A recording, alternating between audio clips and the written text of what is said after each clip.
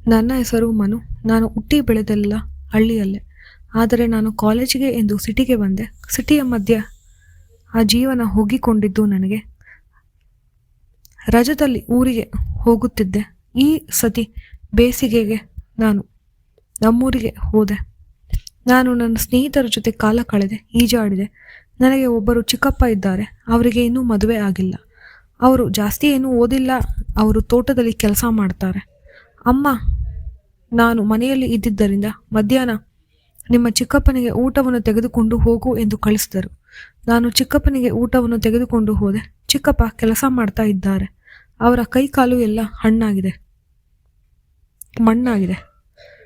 ಕೈಕಾಲು ತೊಳೆದುಕೊಂಡು ಊಟಕ್ಕೆ ಬಂದರು. ನೀನು ತುಂಬ ಬದಲಾಗಿದ್ದೀಯಾ ಸಿಟಿಗೆ ಹೋದ ಮೇಲೆ. ಸಿಟಿ ಜೀವನ ಹೇಗಿದೆ ಎಂದು ಕೇಳಿದರು. ಅಲ್ಲಿ ಚೆನ್ನಾಗಿದೆಯಲ್ಲ, ನೀವು ಅಲ್ಲಿಗೆ ಬನ್ನಿ ಎಂದು ಕರೆದೆ. ಆದರೆ ಅವರು ನನಗೆ ಆಗೋದಿಲ್ಲ, ಇಲ್ಲಿ ಹೆಚ್ಚು ಕೆಲಸ ಇದೆ, ನಾನು ಬರೋಕ್ಕೆ ಆಗಲ್ಲ. ಆದರೆ ಸಿಟಿಯಲ್ಲಿ ಜನ ಹೇಗಿರ್ತಾರೆ ಅಂತ ನೀನು ಹೇಳು, ನಾನು ಕೇಳ್ತೇನೆ. ನಾನು ಅವರಿಗೆ ಸಿಟಿ ಜನಗಳ ಬಗ್ಗೆ ಹೇಳಿದೆ. ಆದರೆ ಅದಕ್ಕೆ ಚಿಕ್ಕಪ್ಪ ಕೇಳಿದರು, ನೀನು ಸಿಟಿಯಲ್ಲಿ ಹೀಗೆ ಸೀರೆ ಹಾಕುತ್ತೀಯಾ? ಇಲ್ಲ ಚಿಕ್ಕಪ್ಪ, ನಾನು ಇಲ್ಲಿ ಮಾತ್ರ ಈ ಥರ ಹಾಕುವುದು. ಸಿಟಿಯಲ್ಲಿದ್ದರೆ ನಾನು ಬೇರೆ ಬಟ್ಟೆಯನ್ನು ಹಾಕುತ್ತೇನೆ.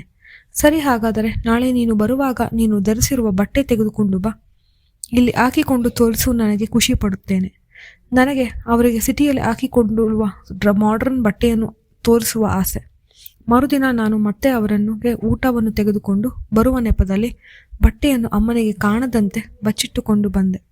ಚಿಕ್ಕಪ್ಪ ನನ್ನನ್ನು ನೋಡಿ ಬಟ್ಟೆಯನ್ನು ತಂದಿದ್ದೀಯಾ ಎಂದರು. ಹೌದು ಚಿಕ್ಕಪ್ಪ ಅಂದರೆ. ಸರಿ, ಆ ಕಡೆ ಮರೆಯಲ್ಲಿ ಹೋಗಿಕೊಂಡು ಹಾಕಿಕೊಂಡು ಬಾ. ನಾನು ಹಾಕಿದ ಮಾಡರ್ನ್ ಕೆಂಪು ಕಲರ್ ಡ್ರೆಸ್ ಚಿಕ್ಕಪ್ಪನಿಗೆ ತುಂಬ ಇಷ್ಟ ಆಯಿತು.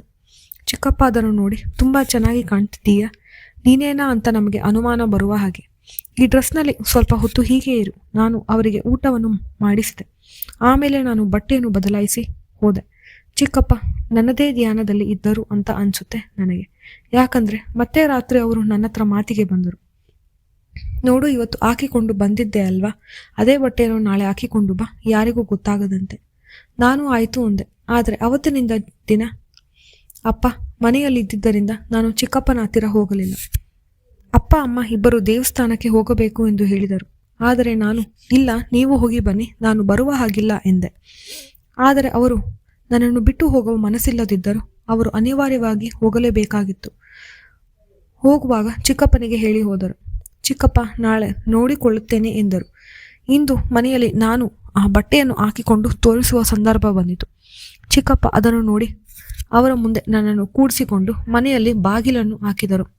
ನನ್ನನ್ನು ಅವರ ಮುಂದೆ ಕೂರಿಸಿಕೊಂಡು, ಈ ನಿಂಬೆಹಣ್ಣು ಎಷ್ಟು ದೊಡ್ಡದಾಗಿದೆ, ಈ ನಿಂಬೆಹಣ್ಣನ್ನು ಎಷ್ಟು ರಸವಿದೆ ಎಂದು ನಾನು ಇವತ್ತು ತಿಳಿಯಬೇಕು. ಚಿಕ್ಕಪ್ಪ ಏನು ಮಾಡ್ತಾ ಇದ್ದೀರಾ? ಹೌದು, ನೀನು ಇದನ್ನು ಹಾಕಿಕೊಂಡಾಗಿನಿಂದ ನನಗೆ ತಲೆ ತಿರುಗಿದಂತೆ ಆಗಿದೆ. ಇವತ್ತು ನನಗೆ ನಿಂಬೆಯ ರಸವನ್ನು ಹಿಂಡಲೇಬೇಕು. ಚಿಕ್ಕಪ್ಪ ಗದ್ದೆಯಲ್ಲಿ ಕೆಲಸ ಮಾಡಿ ಒಳ್ಳೆ ಗಟ್ಟಿ ಮನುಷ್ಯ. ಹಾಗಾಗಿ ಅವರು ವಿರೋಧಿಸಿದರೆ ನನಗೆ ಬೇರೆ ದಾರಿ ಇಲ್ಲ ಎಂದು ನಾನು ಸುಮ್ಮನಾದೆ. ರಸವನ್ನು ಚೆನ್ನಾಗಿ ಕುಡಿಯಬೇಕು. ಚಿಕ್ಕಪ್ಪ 2 ನಿಂಬೆ ಹಣ್ಣನ್ನು ಹಿಂಡಿ ರಸವನ್ನು ಹೀರಿದರು. ರಸವನ್ನು ಚೆನ್ನಾಗಿ ಕುಡಿದ ಮೇಲೆ ನನಗೆ ಈ ರಸ ಸಾಕಾಗಿದೆ, ನನಗೆ ಬೇರೆ ರಸವೂ ಬೇಕು. ನಾನೆಂದೂ ರಸವನ್ನು ಕುಡಿದಿರಲಿಲ್ಲ. ಇದು ನನಗೆ ಮೊದಲ ಬಾರಿಗೆ. ಅರ್ಧ ಗಂಟೆ ಚಿಕ್ಕಪ್ಪ ರಸವನ್ನು ಹಿಂಡಿದರು. ಅವರಿಗೆ ನಿಂಬೆ ರಸ ಮಾತ್ರ ಅಲ್ಲ, ಬೇರೆ ರಸವಾದರೆ ಕಬ್ಬಿನ ಜೊಲ್ಲೆಯನ್ನು ಹಿಂಡುವ ಹಾಗೆ ಹಿಂಡಿದರು. ಚಿಕ್ಕಪ್ಪ ಹೊರಟು ಹೋದರು. ಆದರೆ ನನಗೆ ಬಹಳ ಸುಸ್ತಾಗಿತ್ತು. ನಾನು ನಿದ್ರಿಸಿದ ಸಂಜೆ ಕಳೆಯುವ ಅಷ್ಟರಲ್ಲಿ ಅಪ್ಪ ಅಮ್ಮ ಬಂದರು. ನನಗೆ ಸುಸ್ತಾಗಿತ್ತು, ಹೇಳಲು ಸಾಧ್ಯವಾಗಲಿಲ್ಲ. ನಾನು ಹಾಗೇ ನಿದ್ರಿಸಿದೆ. ಸಂಜೆ ಅಪ್ಪ ಅಮ್ಮ ಬಂದಿದ್ದರು. ನನ್ನನ್ನು ನೋಡಿ ಏನೆಂದು ಕೇಳಿದರು. ಆದರೆ ನನಗೆ ಹೇಳುವ ಧೈರ್ಯವಿರಲಿಲ್ಲ. ಚಿಕ್ಕಪ್ಪ ರಾತ್ರಿ ಮನೆಗೆ ಬಂದರು. ಅಮ್ಮನಿಗೆ ಇಂದು ಚಿತ್ರಾನ್ನ ಮಾಡಿ ಅತ್ತಿಗೆ ಎಂದರು. ಅವರು ಮೀಸೆ ತಿರುವುತ್ತಾ ಚಿತ್ರಾನ್ನವನ್ನು ತಿಂದರು. ಇಂದು ನನಗೆ ಚಿತ್ರಾನ್ನ ತುಂಬ ಇಷ್ಟ ಆಯಿತು ಅತ್ತಿಗೆ. ನನಗೆ ಇನ್ಮೇಲೆ ದಿನಾಲೂ ಒಂದೊಂದೇ ಚಿತ್ರಾನ್ನ ಮಾಡಿ ಎಂದು ಹೇಳಿದರು. ಅದರ ಅರ್ಥ ನನಗೆ ತಿಳಿಯಲೆಂದು ನಾನು ಮರುದಿನವೇ ರಜಾ ಮುಗಿಯಿತು ಹೋಯಿತು ಎಂದು ಊರಿಗೆ ವಾಪಸ್ ಬಂದುಬಿಟ್ಟೆ. ಆದರೆ ಚಿಕ್ಕಪ್ಪ ಅವಕಾಶಕ್ಕಾಗಿ ಕಾಯುತ್ತಾ ನಿಂಬೆಹಣ್ಣನ್ನು ಹಿಂಡುತ್ತಿದ್ದರು. ಈ ಕತೆ ಕೇವಲ ಕಾಲ್ಪನಿಕ ಕತೆ ಮತ್ತು ನಾವು ಇದರಿಂದ ಏನು ತಿಳಿದುಕೊಳ್ಳುತ್ತೇವೆ ಎಂದರೆ, ನಾವು ನಂಬಿದವರಿಗೆ ನಮಗೆ ಹತ್ರ ಆಗಿರೋರು ನಮಗೆ ಮೋಸ ಮಾಡೋದು ಜಾಸ್ತಿ. ಅಂಥವರಿಂದ ನಾವು ಹುಷಾರಾಗಿರಬೇಕು. ಈ ಕತೆ ನಿಮಗೆ ಇಷ್ಟವಾದರೆ ದಯವಿಟ್ಟು ಲೈಕ್ ಮಾಡಿ ಮತ್ತು ಚಾನಲ್ಗೆ ಸಬ್ಸ್ಕ್ರೈಬ್ ಮಾಡಿ. ಧನ್ಯವಾದಗಳು.